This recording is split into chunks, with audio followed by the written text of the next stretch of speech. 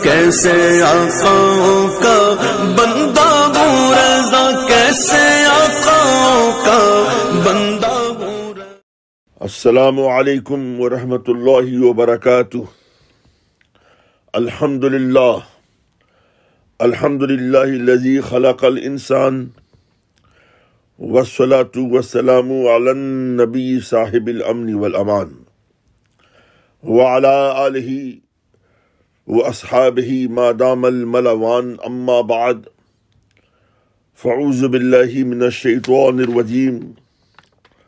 بسم اللہ الرحمن الرحیم۔ قال رسول اللہ صلی اللہ تعالی علیہ وآلہ وسلم، ابو بکر صدیق خیر الناس الا ان یکون نبیا، صدق رسول اللہ صلی اللہ تعالی علیہ وآلہ وسلم۔ آئیے عرض و معروض سے قبل انتہائی عقیدت و محبت و احترام کے ساتھ سرور کائنات، فخر موجودات، سرکار ابد قرار، رسول ہاشمی وقار، دونوں عالم کے مالک و مختار، مدنی تاجدار،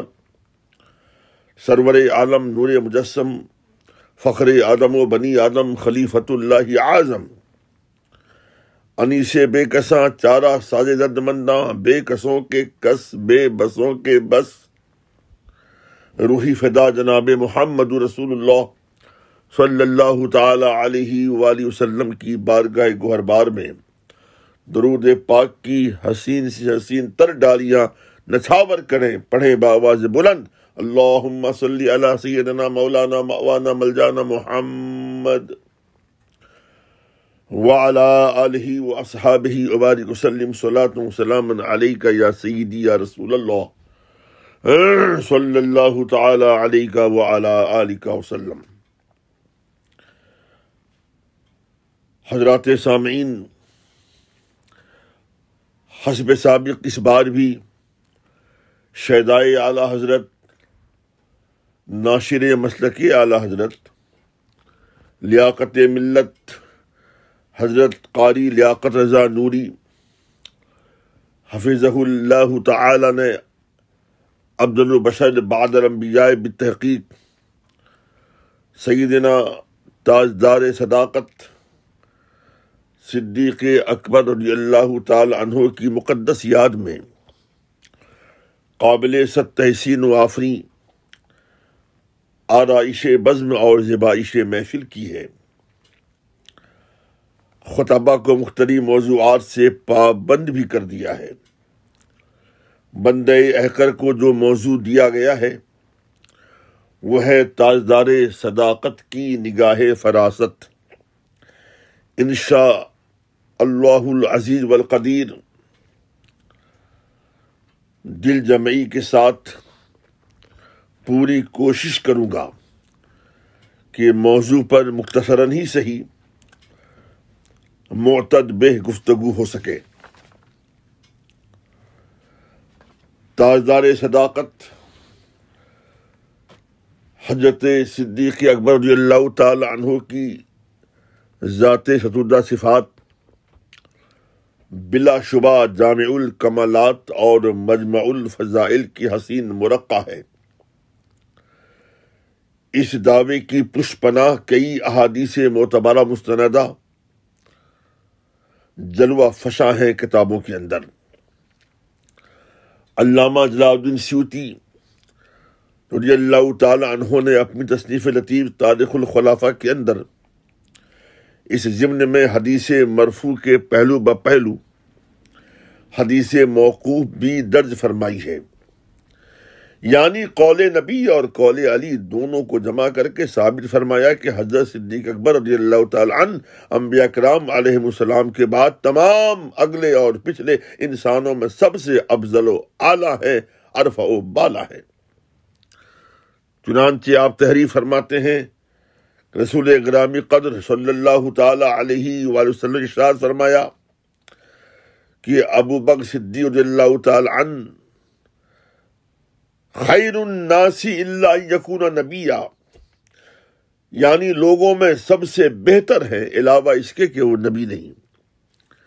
اسی طرح مولا کائنات کرم اللہ تعالی وجہ الکریم نے فرمایا خیر هذه الامتی بعد نبیها ابو بکر و عمر، یعنی اس امت میں رسول اللہ صلی اللہ تعالی علیہ وآلہ وسلم کے بعد سب سے بہتر حضرت ابو بکر و عمر رضی اللہ تعالی عنہما ہیں۔ مولا کائنات کا یہ قول اس قدر معتبر ہے کہ اس کی روایت کتب احادیث میں تواتراً ملتی ہے۔ ظاہر ہے جو شخصیت انبیاء کرام علیہ السلام کے بعد سب سے ارفع و اعلیٰ ہو تو پھر اس کے اوصاف کی تحدید و تبیین محال نہیں تو ناممکن اور متعذر ضرور ہے۔ اس مختصر وقت میں میری یہ کوشش رہے گی کہ میں حضرت والا تبات تاجدار صداقت کی نگاہ فراست کی کچھ نور بار جھلکیاں پیش کر سکوں۔ اس سے پہلے تمہیدی طور پر نگاہ فراست سے متعلق ایک مائع ناز صحابی حضرت عبداللہ ابن مسعود رضی اللہ تعالی عنہ کا گراں قدر قول تاریخ الخلفاء کی روشنی میں ملاحظہ کریں، سماعت فرمائیں۔ آپ فرماتے ہیں کہ میری دانست میں 3 ایسی ذوات مقدسہ گزری ہیں جو فراست کے علوی مرتبت پر ایسی فائز تھیں کہ ان کی نگاہ فراست کی مثال نہیں ملتی۔ ان 3 مقدس ہستیوں میں جہاں آپ نے حضرت موسیٰ کلیم اللہ علیہ السلام کی زوجہ مطہرہ حضرت صفورہ رضی اللہ تعالی عنہا کا ذکر کیا، وہیں تاجدار صداقت کا نام نامی اس پہ گرامی بھی خصوصیت کے ساتھ شامل فرمایا۔ حضرت صفورہ رضی اللہ تعالی عنہا سے متعلق حضرت عبداللہ ابن مسعود رضی اللہ تعالی عنہ نے فرمایا کہ اللہ تبارک و تعالی نے حضرت صفورہ کو ایسی نگاہ فراست عطا کی تھی کہ جو ہی حضرت موسیٰ کلیم اللہ علیہ السلام فرعون کے ظلم و جبر سے نجات حاصل کرنے کی غرض مصر سے مدین حضرت شعیب علیہ السلام کے دورہ کرنے پر پہنچے تو حضرت صفورہ نے پہلی ہی نظر میں ان کے روشن مستقبل کے جلووں کا مشاہدہ کر لیا اور اپنے والد بزرگوار حضرت شعیب علیہ السلام سے فرمانے لگی کہ ابا جان اس جوان کو اپنے گھر بطور اجیر رکھ لیجئے۔ تاریخ کے اوراق گواہ ہیں کہ حضرت موسیٰ علیہ السلام کے قابل قدر عادات و اوصاف سے متاثر ہو کر حضرت شعیب علیہ السلام نے اپنی شہزادی حضرت صفورہ کا نکاح ان سے کر دیا۔ پھر خدا بند قدوس کی ایسی رحمت کاملہ کا ظہور ہوا کہ آپ نبوت و رسالت جیسے منصب دلیلہ پر فائز ہو گئے۔ اسی طرح عزیز مصر کی نگاہ فراست کے بارے میں حضرت ابن مسعود رضی اللہ تعالی عنہ فرماتے ہیں کہ جب حضرت یوسف علیہ السلام کو عزیز مصر خرید کر اپنے گھر لایا تو اپنی بیوی زلیخا سے تاکیداً و تنبیہاً کہا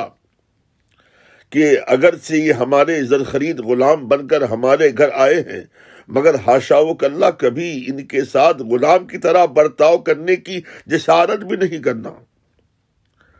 عزیز مصر کی مذکورہ تاکید سے بات مترشح اور واشگاف ہو جاتی ہے کہ عزیز مصر نے اپنی نگاہ فراست سے جان لیا تھا کہ آج کا یہ غلام کل شہنشاہ مصر بنے گا، اور ہوا بھی ایسا ہی۔ حضور تاجدار صداقت رضی اللہ تعالی عنہ کی نگاہ فراست کی بابت حضرت ابن مسعود رضی اللہ تعالی عنہ نے حضرت عمر فاروق رضی اللہ تعالی عنہ کو خلیفہ مقرر کرنے کی مثال پیش کرتے ہوئے جہاں آپ کے حسن انتخاب کی تحسین و پذیرائی کی، وہیں یہ بھی فرمایا کہ آپ کا اپنے بعد حضرت عمر کو خلیفہ منتخب کرنا یہ حضور تاجدار صداقت کی ایسی اعلیٰ نگاہ فراست ہے کہ جسے دنیا کے تمام مورخین اور دانشوروں نے بصمیم قلب تسلیم کیا ہے۔ کتب احادیث و سیر میں حضرت فاروق اعظم رضی اللہ تعالی عنہ کا خلافت والا واقعہ بڑے ہی شرح و بسط کے ساتھ مرقوم ہے۔ تاجدار صداقت رضی اللہ تعالی عنہ نے جب حضرت فاروق اعظم رضی اللہ تعالی عنہ کو اپنے بعد خلیفہ نامزد فرمایا تو اس وقت کئی ایک مقتدر صحابہ مثلا حضرت عبد الرحمن ابن عوف، حضرت عثمان ذوالنورین، حضرت سعید بن زید، حضرت اسید رضی اللہ تعالی عنہم نے خصوصی طور پر جب ان سے خصوصی طور پر آپ نے رائے پوچھی تو سب نے آپ کی نگاہ فراست کی مد و ستائش کی اور آپ کے حسن انتخاب کو ایک کہتے ہوئے سراہا کہ جس ذات کو آپ نے اپنے بعد خلیفہ منتخب کیا ہے یقیناً امور خلافت کے لیے ان سے زیادہ کوئی بھی صحابہ کے مابین مستحق و مستعد و قوی نہیں۔ ایک روایت یہ بھی ہے کہ اس وقت ایک شخص نے حضرت صدیق اکبر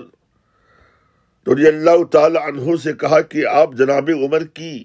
شدت مزاجی کو جانتے ہوئے انہیں خلیفہ مقرر کر رہے ہیں تو کل میدان حشر میں خداوند قدوس کے حضور کیا جواب دیں گے؟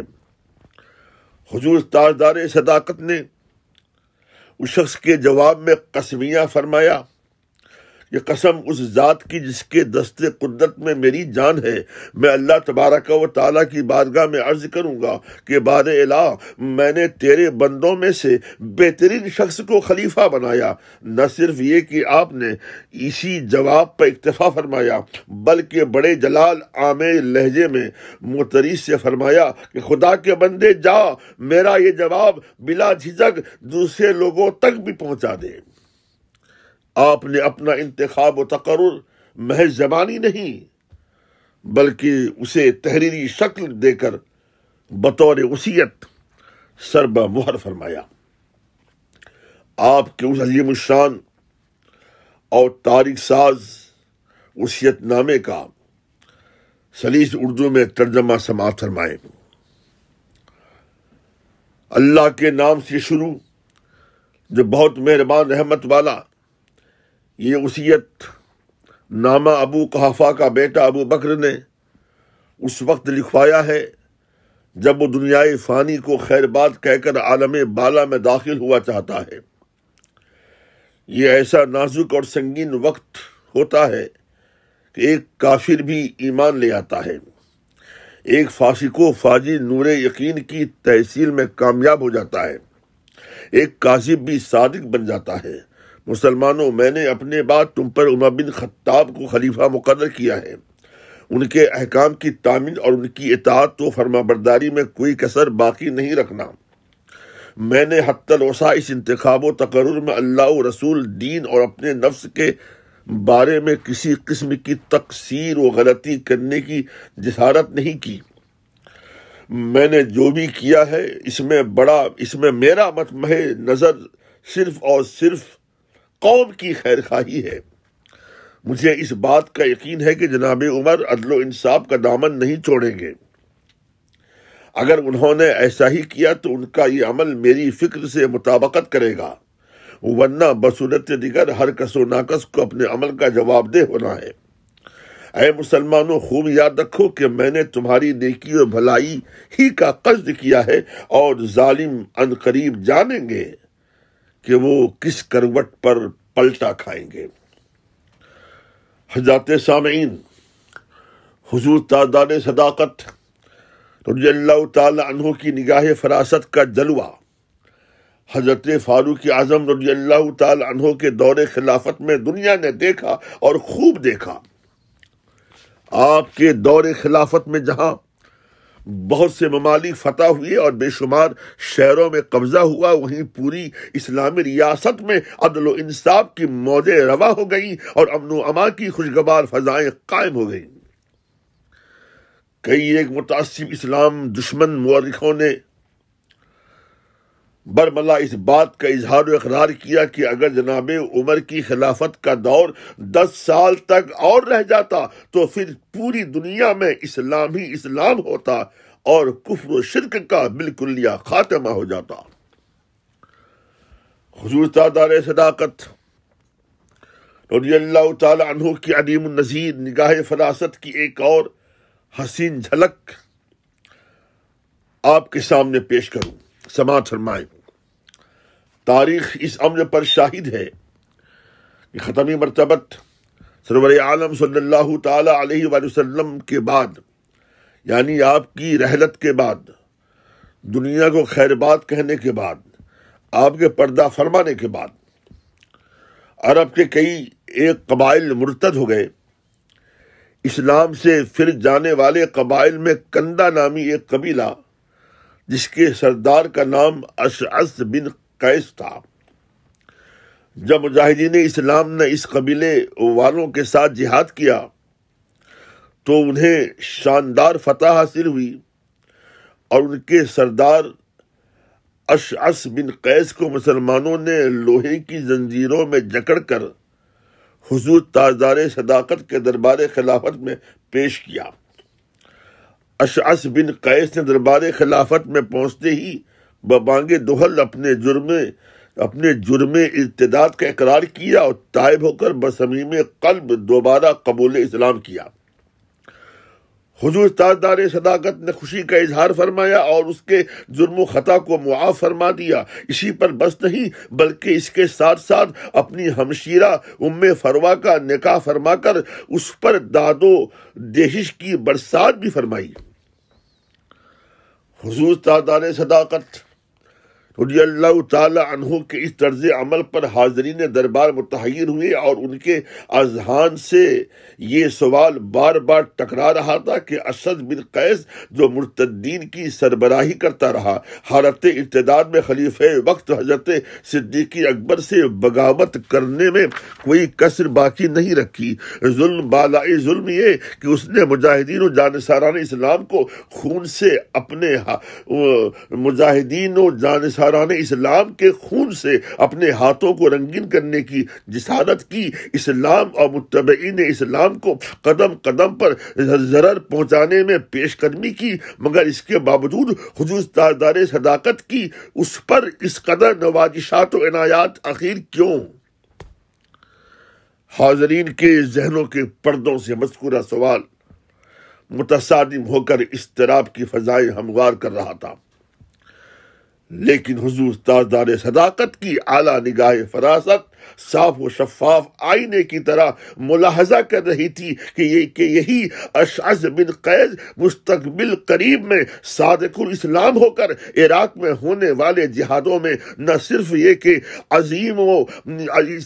یہ کہ قابل قدر مجاہدانہ کارہائے نمایاں کا مظاہرہ کریں گے، بلکہ عراق کی فتح و ظفر کا سہرا بھی انہی کے سر سجے گا۔ مزید برآں حضرت عمر رضی اللہ تعالی عنہ کے دور خلافت میں قادسیہ، مدائن اور نہاوند کی جنگوں میں یہ جاں بازی و جانثاری کے ایسے جوہر دکھائیں گے کہ جنہیں دیکھ کر صحابہ کرام کو اشعث بن قیس کے کمالات و اوصاف کا معترف ہونا پڑے گا، اور جن ذہنوں میں ان کے بارے میں خدشات ابھر رہے تھے وہ بالکل ختم ہو کر نسیم منسیہ ہو جائیں گے۔ ازالت الخفا میں مندرج ہے کہ بعینہ ہی ایسا ہی ہوا، اور صحابہ کرام حضور تاجدار صداقت کی نگاہ فراست کی مدحت سرائی کرتے ہوئے آپ کی عظمت شان کے سامنے سب نے اپنا سر تسلیم خم کر دیا۔ حضور تاجدار صداقت کی نگاہ فراست کا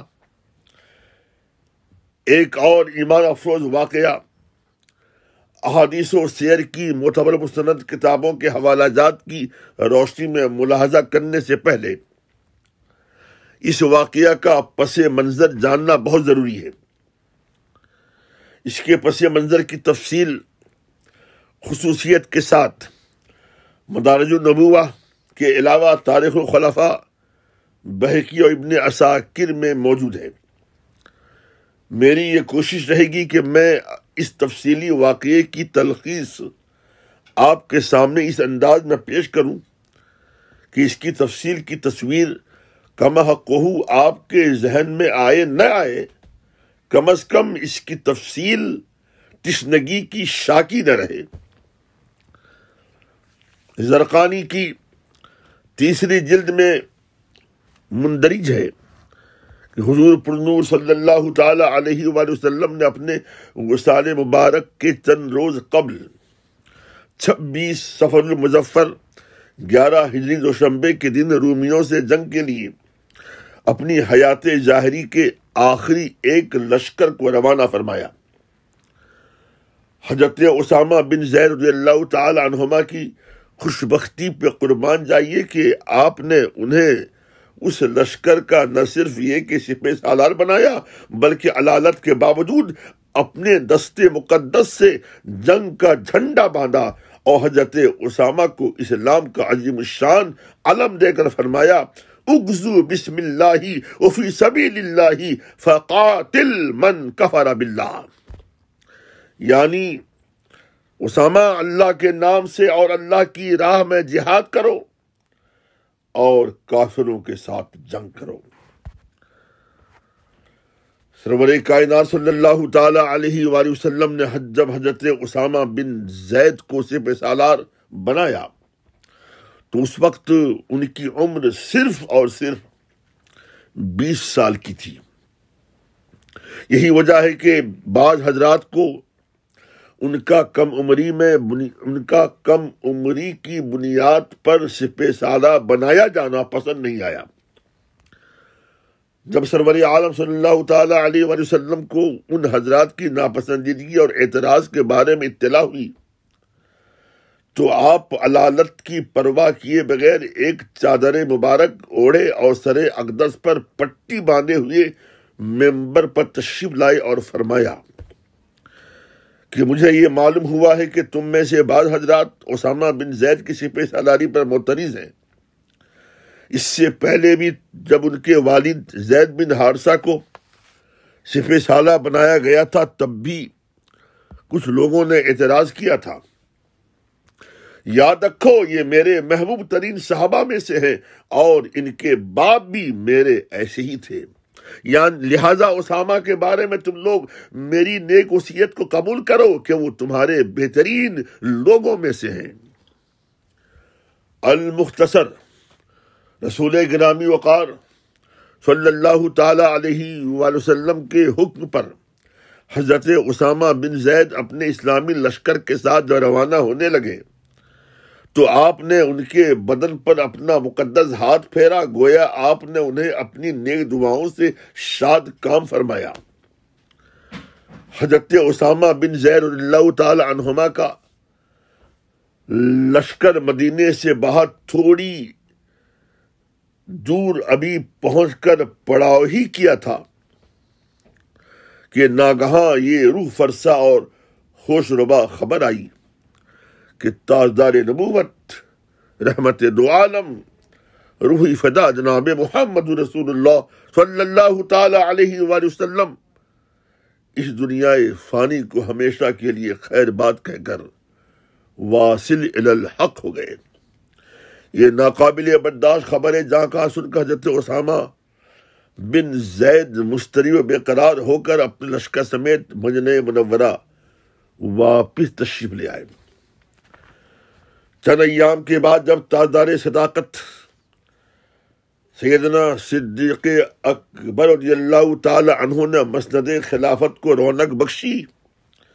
تو سب سے پہلے آپ نے یہ حکم صادر فرمایا کہ جیش اسامہ یعنی اسلام کا وہ لشکر جسے حضور پرنور صلی اللہ تعالی علیہ وآلہ وسلم نے حضرت اسامہ کی سپہ سالاری میں روانہ فرمایا تھا اسے دوبارہ جہاد کے لیے روانہ کیا جائے۔ حضور تاجدار صداقت نے جس وقت حکم صادر فرمایا وہ وقت انتہائی پرآشوب تھا۔ اس وقت مدینہ منورہ کے حالات بے حد پرفتن اور سنگین سے سنگین تر تھے۔ اس کی وجہ یہ تھی کہ جانے کائنات سرور عالم صلی اللہ تعالی علیہ وآلہ وسلم کے وصال مبارک کے بعد بہت سے قبائل بالخصوص اطراف مدینہ کے عرب اسلام سے برگشتہ ہو کر مرتد ہو گئے تھے۔ اس پر مستزاد یہ کہ سارے اشرار متحد ہو کر مدینہ منورہ پر دھاوا بولنے کی گھنونی سازش کر رہے تھے۔ دوسری طرف متنبیان یعنی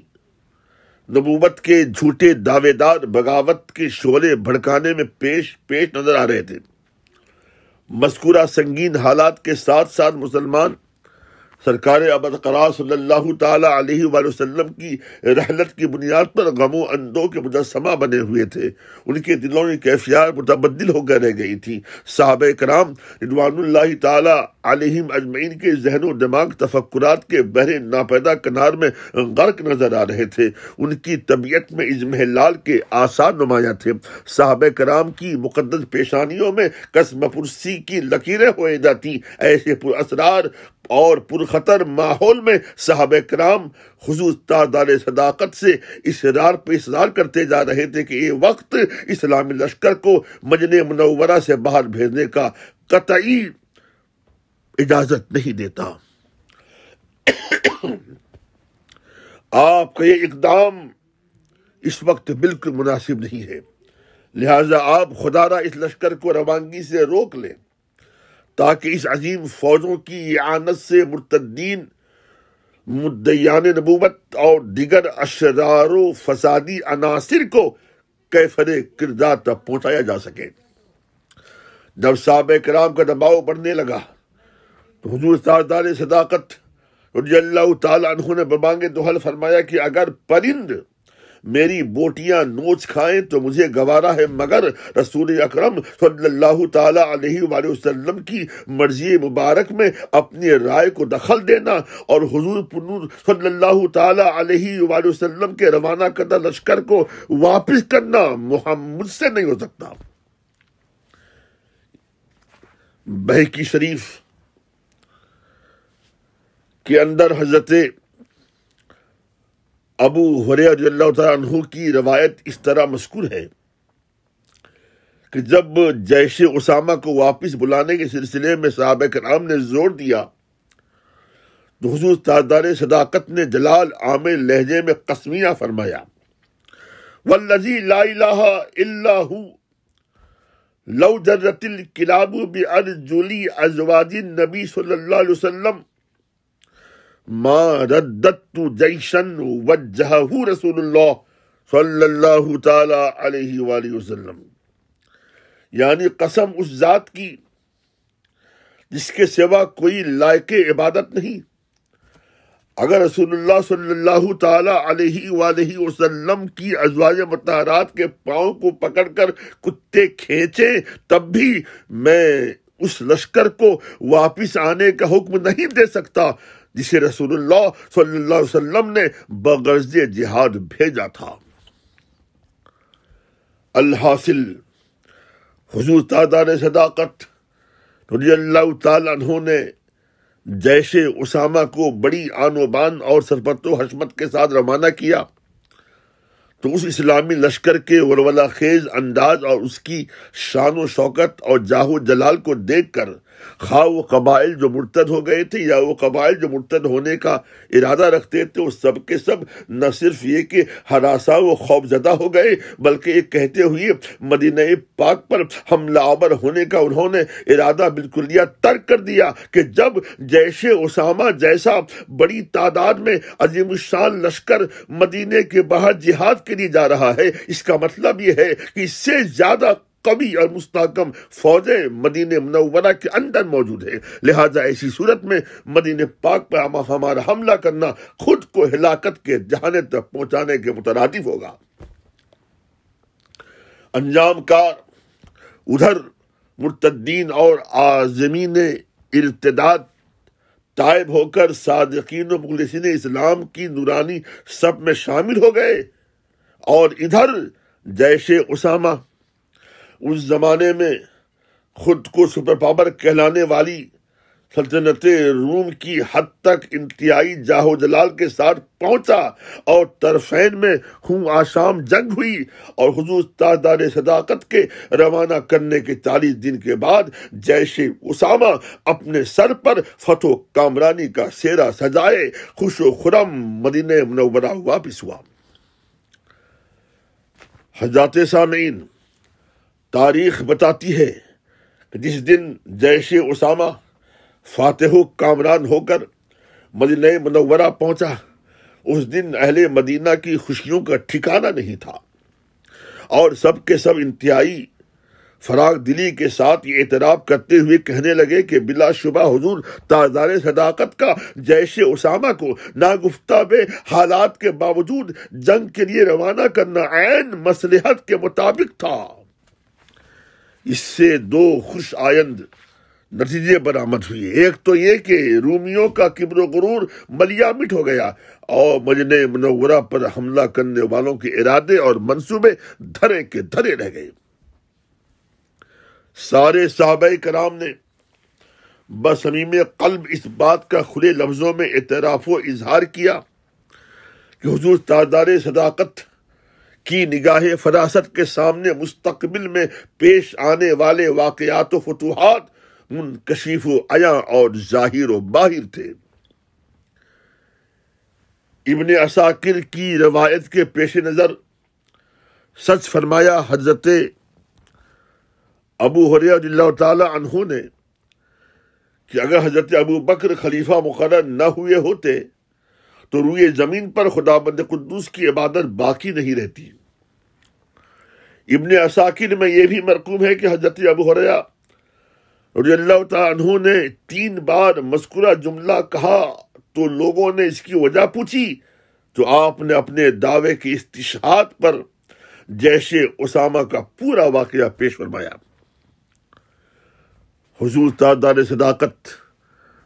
رضی اللہ تعالی عنہ کی نگاہ فراست سے متعلق احادیث و سیر کی کتابوں میں بہت سارے واقعات موجود ہیں۔ اب وقت بہت زیادہ ہو گیا، آئندہ زندگی نے وفا کی تو اس سلسلے میں انشاءاللہ العزیز کچھ اور مثالیں پیش کی جائیں گی۔ اب آئیے چلتے چلتے حضور تاجدار صداقت یار غار مصطفیٰ رضی اللہ تعالی عنہ کی عظمت شان پر چند اشعار سماعت فرمائیں۔ مطلع عرض کیا ہے، وصف و کمال کی ضیا ہے یار غار مصطفیٰ، وصف و کمال کی ضیا ہے یار غار مصطفیٰ، بے مثل پے کرے وفا ہے یار غار مصطفیٰ، بے مثل پے کرے وفا ہے یار غار مصطفیٰ۔ اور شعر آپ خدمت پیش کر رہا ہوں، سماعت فرمائیں۔ ان کے فیوز سے ملی دین مبیں کی روشنی، ان کے فیوز سے ملی دین مبیں کی روشنی،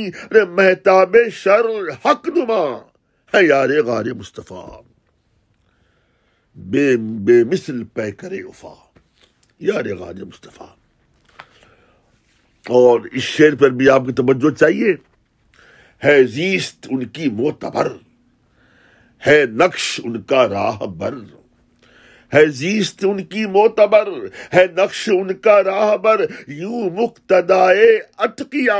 ہے یار غار مصطفیٰ، یوں مقتدائے اتقیا ہے یار غار مصطفیٰ۔ اور یہ تلمیحی شعر آپ سماعت کیجئے گا۔ تاریخ کے اجالے میں حقانیت ہوئی عیاں، خائب مسیلمہ ہوا، حقانیت ہوئی عیاں، خائب مسیلمہ ہوا، باطل شکن مہر خدا ہے یار غار مصطفیٰ، باطل شکن مہر خدا ہے یار غار مصطفیٰ۔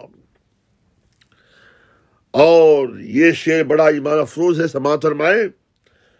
ہر ایک محاذ پر دیا آقا کا ساتھ تا حیات، ہر ایک محاذ پر دیا آقا کا ساتھ تا حیات، اب بھی قریب مجتبی ہے یار غار مصطفیٰ، اب بھی قریب مصطفیٰ، اب بھی قریب مجتبی ہے یار غار مصطفیٰ۔ اب آخری شعر آپ کی حفاظت، آپ کی سماعت کے حوالے کر رہا ہوں، اس کا تحفظ کیجئے گا۔ سب کچھ لٹایا بے جھجک، سب کچھ لٹایا بے جھجک آقا کے ایک حکم پر، سب کچھ لٹایا بے جھجک آقا کے ایک حکم پر، تنویر عشق بے بہا، تنویر عشق بے بہا ہے یار غار مصطفیٰ، اور اب مقطع آپ کی سماعت نظر کر رہا ہوں، دعاؤں سے نواز دیجیے گا۔ تصدیق قدسی سنتے ہی، تصدیق قدسی سنتے ہی معراج شاہ دین کی، تصدیق قدسی سنتے ہی معراج شاہ دین کی۔ ارے مانا سبھوں نے باخدا ہے یار غار مصطفیٰ، وصف و کمال کی ضیا ہے یار غار مصطفیٰ، بے مثل پیکر وفا یار غار مصطفیٰ، وما علیہ الا البلاغ المبین۔ السلام علیکم ورحمۃ اللہ وبرکاتہ، فی امان اللہ۔